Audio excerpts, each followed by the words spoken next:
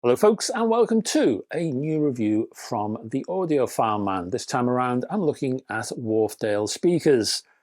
But not just one pair, I'm looking at two pairs of speakers, 4 speakers in all, 10 drive units. There's value for you, hey. Well, I say Wharfedale, and yes, Wharfedale is selling these speakers, and the Wharfedale name is all over them, and the Wharfedale sound emanates from within. But really, well, the brains behind these designs is an Englishman, one Peter Comeau. Comeau is the director of acoustic design at Wharfedale, and he has over 50 years of hi-fi knowledge in his head. He was, in case you didn't know, the founder of the UK's own Haybrook Hi-Fi, releasing classic speakers like the HB1 and the HB2. And since then, he's worked on products for the likes of Audiolab, Mission, Quad, Castle, and yes, Wharfedale. So if anyone is going to know the differences between the older EVO 4 series and this current EVO 5 series, it's Peter Comeau. Apparently the EVO 5 series includes reworked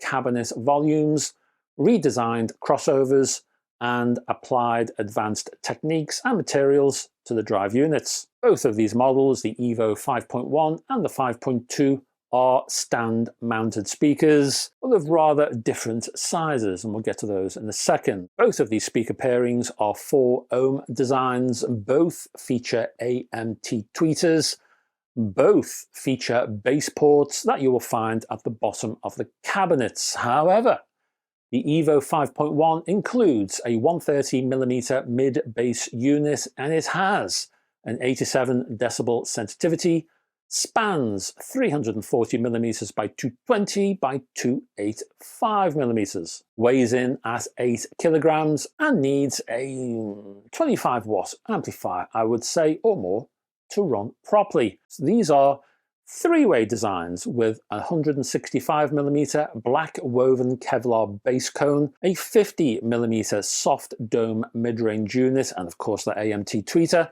featuring in this particular case an 88 decibel sensitivity. It spans 497mm by 260 by 350mm, rather larger than the 5.1s, as you can see, and obviously rather heavier, weighing in at 15 kilograms. Again, to get them running, you'll need a 25 watt amplifier or higher. And well, folks, that's the basic tech for these speakers. Question is, what do they sound like? Well, let's have a little listen. I began with the smaller EVO 5.1s, and I played some high-energy rock with the vinyl version of Frank Black and the Catholics track.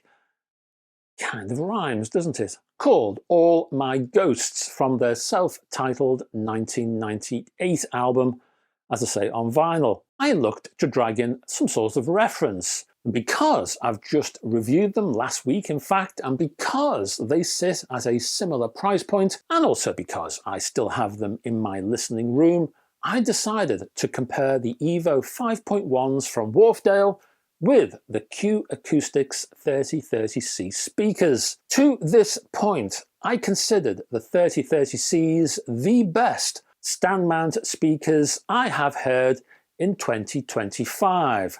Would that change upon hearing the EVO 5.1s? Well, we will see, hey. So, the question, which was the best, the 3030Cs from Q Acoustics or the EVO 5.1s from Wharfedale? Neither. Both. Put it this way, both sound excellent. What you have here are 2 speaker designs right at the very top of their game, the top of the pile in terms of quality.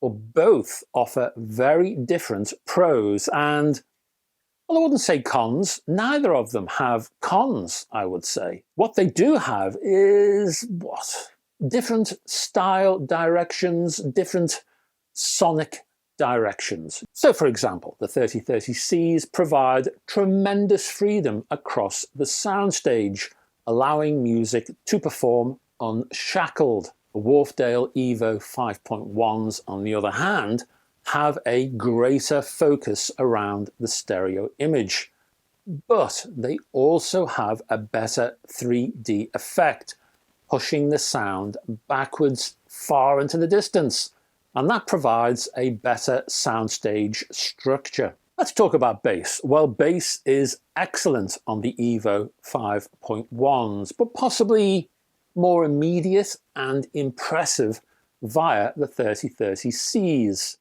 Then again, while the mid-range and the treble is excellent via the 3030Cs, the EVO 5.1s do have a superior tonal accuracy and a finer reading of the treble output, moving further afield but keeping it in the family, as it were. Compared to the Q Acoustics 5020s, a fairly recent release, I prefer the EVO 5.1s because of the 5.1's greater control and better tonal realism. Again, the Q Acoustics Concept 30s, I prefer the EVO 5.1s again. The treble fragility of the EVOs and the mid-range freedom, well, I liked both of those. So much for the 5.1s. So much for vinyl. I then turned to Michael Bublé on CD and the title track from the album Call Me Irresponsible on Warner's. So you got a bit of jazz vocal, full orchestra, and all that entails behind the man. So I plugged in the Wharfedale EVO 5.2s and I compared them to the Martin Logan Motion 15Is. The Martin Logans at launch were a similar price point to the 5.2s. In addition, the 15Is also carry an AMT tweeter. So I thought they would be a good reference. First up, be mindful when positioning the 5.2s. I would position the tweeters firing just outside of your ear line, a couple of inches outside. The 5.1s are fine to hit the ears directly, but the 5.2s, to get the best out of them, I would fire them just outside. In sound terms, as you might guess, the 15i speakers couldn't really compete in terms of the sheer size of the EVO 5.2's soundstage. The sense of bigness, the sheer physicality of the presentation, the sense of performance from the EVO 5.2s was mightily impressive. I was also very happy to hear that bass was well integrated in the overall presentation of the EVOs. Be assured, bass on the 5.2s is powerful, it is massy, but it never swamps the detail and it never dominates, and that was a relief. The clarity of delivery from the upper mids and the treble was on a par with the Martin Logans, that lean array of detail. The AMT tweeter was a highly responsive audio tool here, which meant I could easily hear Frank Black's vocal delivery and I could hear every word he sang. And that's not always the case when you listen to a pair of speakers. Sometimes you're thinking, what was that? What did he say?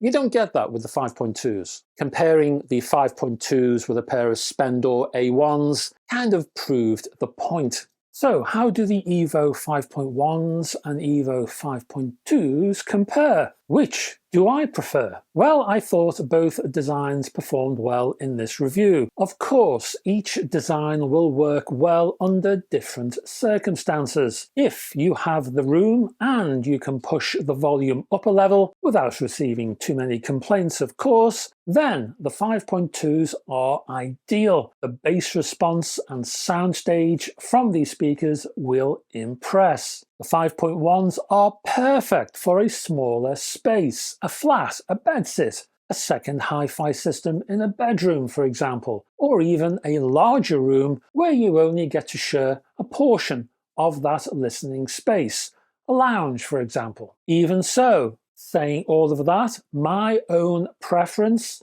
well, I prefer the 5.1 speakers. For my ears, the 5.1s offer a well-integrated sound that is perfectly balanced. The 5.2s are great, don't get me wrong, but my ears vote for the 5.1s.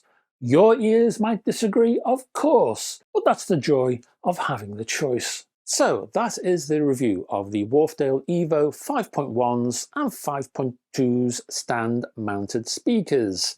Let me give you a few final thoughts. Got a few of those to give you.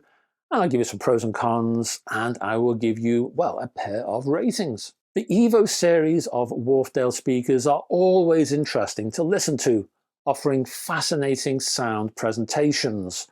Both the 5.1s and the 5.2 iterations are no different, from the EVO 5.2's theatrical big personality that surrounds the ear with sound, to the EVO 5.1's attention to detail and carefully constructed soundstage. You will find plenty to love here. Peter Comeau, well, Peter Comeau should be proud. And that's your lot, folks. Thank you for staying to the end of this particular video. Can I ask you, before you go, just down below, can you click on the like and subscribe buttons, please? Just helps the old algorithm, which has been up to all kinds of naughty shenanigans, so I hear. It's been messing with people's analytics, so I hear. Anyway, that would help enormously. And in addition to that, I will have some links. I will have links down below for these speakers to begin with. Also, my own links to my Patreon page. If you can support me on Patreon, just helps to fund this particular channel. It keeps it going, in effect.